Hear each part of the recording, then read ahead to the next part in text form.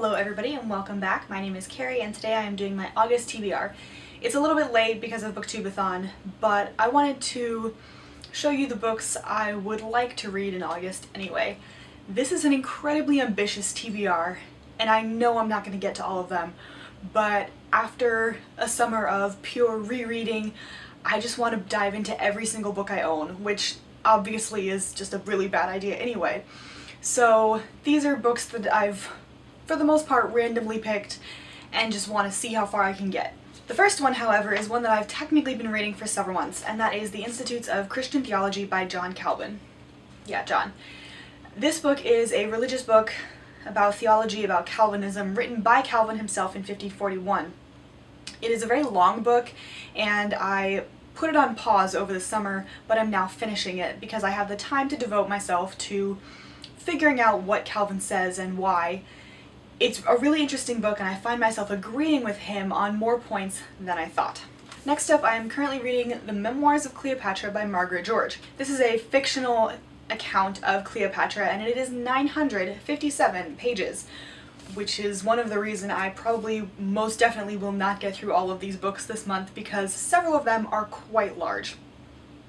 I got this one when I was in Minneapolis and one of my young cousins helped me pick out which book to read and this was the one that attracted her.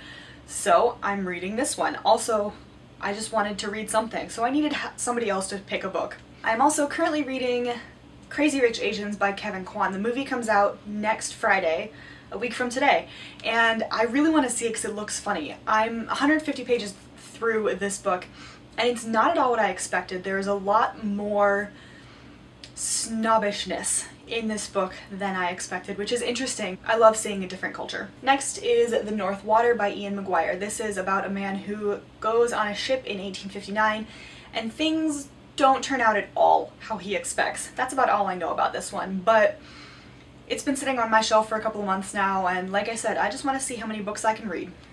Then there is another hefty book and that is Alan Turing, The Enigma by Andrew Hodges. This is a non-fiction biography about Alan Turing, the man who figured out how to break the Germans' code in World War II using the Enigma, a very early predecessor of the computer.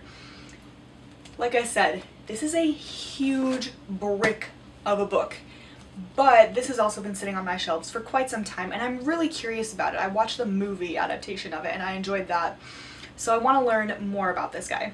Next I have Molokai by Alan Brenner. This is set in the 1890s and a young woman ends up catching leprosy and so she is sent to Molokai, which is the leper colony in Hawaii at the time. It's no longer a leper colony. You can go and live there and it's all fine. But I really like the cover of this one and it caught my eye probably 5 years ago, so it's maybe time I get to it. I want to continue reading theology and read Martin Luther's 95 Theses. This is the shortest book I have for this month, so I have no doubt that I can read this. But I'm curious as to what Martin Luther actually says, especially compared to Calvin's 900 some odd page book that I'm currently reading. Then I have one that I am so excited about. I've been staring at it for months, and that is The Tudor Adventures by James Evans. I am so excited about this one because obviously 1, Tudors, 2, the cover is just adorable, 3, it's nonfiction, which I've been craving, and 4, it's about something I knew nothing about beforehand, which is the Tudor adventurers' attempts to find a northeast passage, which I didn't know was a thing. I knew the northwest passage was a thing, everybody's trying to find that, but northeast, nobody ever tells you about that, at least not in my education. So I'm really excited to find out what in the world this is and what they were doing. I did mention this was ambitious, right? Next I want to do my next shortest book, which is House on Hackman's Hill by Joan Lowry Nixon. This is a book I read when I was in 5th grade and it scared the bejesus out of me. So I want to see if it's still as scary now. Then there is Pride and Prejudice by Jane Austen. This was one of my picks for the Booktubeathon book to movie adaptations and I didn't read it because I knew I probably wasn't going to get through it. Instead, since I've never read anything by Jane Austen, I figure it's time I get through it, and what better time than now. I'm not entirely sure what Pride and Prejudice is about, by the way. Something about a romance and a Mr. Darcy, if I remember correctly. Then I want to read The High Mountains of Portugal by Jan Martel. I also don't know what this one is about, but it sounds interesting and just very different, and I recently got it so I'm gonna read it.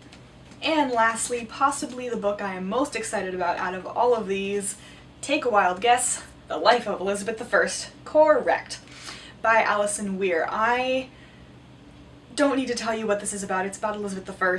Obviously, it is a biography of her 45-ish years in power as queen, and I am just so incredibly excited to read this book finally, because this one as well has been staring at me for several months now, and with my obsession, I need to read this. So those are all of the books that I would like to read in August, although I know that I will not be able to read all of them this month. I hope you enjoyed this video. If you did, give it a big thumbs up down below, and if you want to see more content like this, hit that subscribe button down below.